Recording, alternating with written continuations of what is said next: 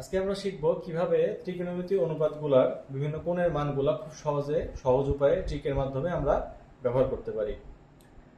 আমরা মূলত এগুলো কি করি, মুখস্থ করি বা মুখস্থ করে মনে থাকে না, অনেক সময় হঠাৎ করে জিজ্ঞেস করলে কেউ বলতে পারে না। পরীক্ষার হলে এগুলো আমাদের প্রয়োজন পড়ে, কিন্তু আমরা এগুলা মনে করতে পারি না, তখন কনফিউজ থাকি। একটা ব্যবহার করলেও কনফিউজ থাকি, এটার মান 1/√2 হবে না √3/2 হবে। তো আজকে চলো একটা ট্রিকের মাধ্যমে এটা আমরা শিখি। আচ্ছা, ত্রিকোণমিতি অনুপাতগুলো আগে দেখে নিই আমরা। সাইন, কস, ট্যান, কট, সেক, কসেক। আর এখানে কোন ডিগ্রি আমরা ব্যবহার করি? 0, 30, 45, 60 আর 90 ডিগ্রি, তাই তো? এই হচ্ছে 5টা ডিগ্রি আমরা ব্যবহার করি।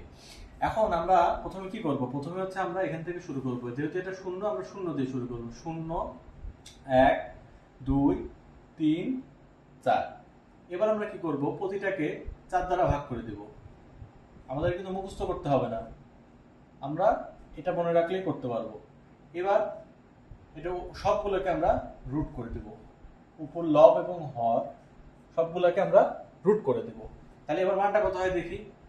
শূন্যকে যাই দ্বারা ভাগ করা যায় না কি জন্য, সেটার মান কি আসে? রেজাল্ট 0 আসে। 1/4, তার মানে এটার রেজাল্ট কি হয়? 1/রুটটা যখন বসে যাবে তখন কি হয়? √1 মানে 1, আর √4 তার মানে কি হয়? 2, 1/2। 2/4, তার মানে কাটাকাটি করলে কত হয়? 2/4 কাটাকাটি করলে এই যে এরকম হয়। তার মানে রুটটা যখন বসবে তাহলে কি বসবে? 1/√2। তারপরে √3/4, √3/4, তাহলে √3 বসলে কি হয়? এই যে √3 আর 4 এর পর √4 মানে কত? 2, তার মানে √3/2, √3/2। আর 4 কাটা গেলে তো 1, আর 1 এ যাই করি না কি জন্য, সেটা তো 1ই হয়ে যায়। বোঝা গেল? এবার আমরা কি করব? কজ এর ক্ষেত্রে আমরা তো মুখস্থই আমরা রাখি যে আমরা জাস্ট এটার বিপরীতটা দিয়ে দেবো, তাই না? মানে হচ্ছে এইটা 90 ডিগ্রি নিয়ে আসবো 0-তে, তারপর 60 নিয়ে আসবো 30-এ, 45 সমান থাকবে, 30 যাবে 60-এ, 0 যাবে 90-তে। তাহলে এই 1/1 আসবে, চলে আসবে এখানে। তারপর √3/2, এই যে √3/2, তারপরে 1/√2, 1/√2, তারপরে এই যে হাফ আর এই 0। ওকে, এখন আমরা দেখি যে ট্যান এর মান আমরা কিভাবে বের করব। ট্যান এর সূত্র আমরা জানি দুইটা, একটা হচ্ছে ট্যান সমান সাইন বাই কস, আর আরেকটা হচ্ছে ট্যান সমান 1/cot। তার মানে ট্যান কটের বিপরীত। আর ট্যান সমান আমরা তাহলে কি জানি? ট্যান সমান হচ্ছে সাইন বাই কস। এখন আমরা সাইনের মান জানি, আমরা কজের মান জানি। দেখো 0 ডিগ্রিতে আমরা সাইনের মান জানি, সবগুলো ডিগ্রিতে আমরা সাইন আর কজের মান জানি। তাহলে আমরা হিসাব করি। দেখো সাইন বাই কস 0 ডিগ্রিতে 0/1, তাই না? 0/1, তাহলে 0/1, তাহলে কত হয় মানটা? এখানে কোনো কিছুকে 0কে আর কি, 0কে যাই দ্বারা ভাগ করা যায় না কেন, সেটার মান কি থাকে? 0 থাকে। তাহলে 0/1 0 থাকে। এবার হাফকে এইটা দ্বারা ভাগ, এটা ভাগ এইটা, তার মানে কি হয়? 1/2, ভাগ থাকলে উল্টায় যাবে, গুণ হয়ে যাবে, তার মানে 2/√3। তার মানে কি যায়? 2 কাটাকাটি যায়, 1/√3, এরকম মানটা হয়, তাই না? তাহলে 1/√3, এটা দিয়ে এটা ভাগ করলে হয় 1/√3। এই সেম ভাবে আমরা প্রতিটাতে করব।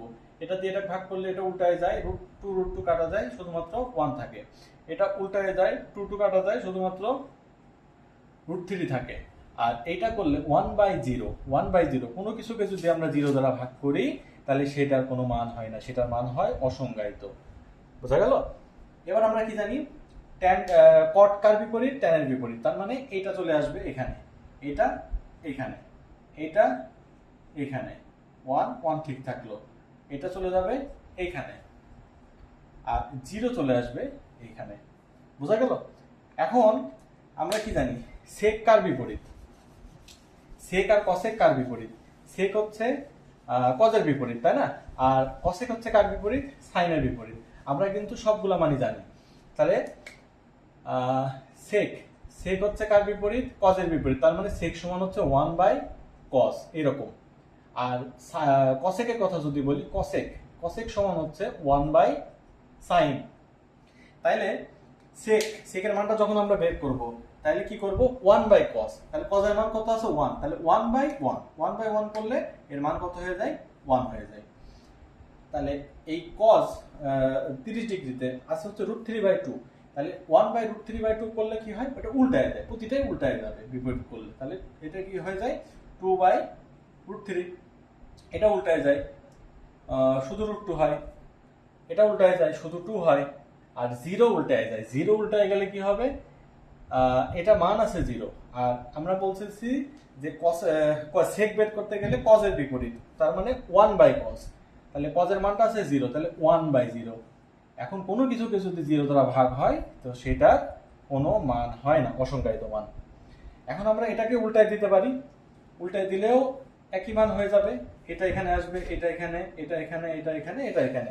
আর যদি আমরা একটু চেক করতে চাই যে না আমি একটু দেখি যে বিপরীত করলে হয় নাকি, তাহলে কসে কার বিপরীত, সাইনের বিপরীত, তার মানে 1/sin, তাহলে সাইনের মান আছে 0, তাহলে 1/0। এখানেও সেম, এই যেখানে ক্রস এখানে ক্রস হয়ে গেল, কারণ 1/0 এটার কোনো মান হয় না। তারপরে হচ্ছে এটার বিপরীত, তার মানে উল্টায় যাবে, এই যে 2 এটার বিপরীত তার মানে √2, তারপরে এটার বিপরীত তার মানে 2/√3, আর এটার বিপরীত তার মানে হচ্ছে কি 1। তাহলে দেখো এটা এটা এদিক দিয়ে গেল, মনে করো এখান থেকে আবার এদিক দিয়ে গেল, এটাও যেভাবে গেছে এখান থেকে আবার গেছে, এটাও যেভাবে গেছে, জাস্ট কি হয়েছে এখান থেকে আবার গেছে, বিপরীত বসে গেছে। তার মানে আমরা কি জানি যে এই যে যেই মানটা আমরা বের করতেছি সাইনের এই একটা মান বের করলে আমরা পুরো ছকটার মান বের করতে পারতেছি। তাহলে আমরা যদি পরীক্ষা হলে ভুলেও যাই তাহলে আমরা ঠিকটা বের করতে পারবো না, যদি কনফিউজ থাকি। শুধুমাত্র একটা সাইনের মান ব্যবহার করে আমরা সবগুলো মান বের করতে পারতেছি।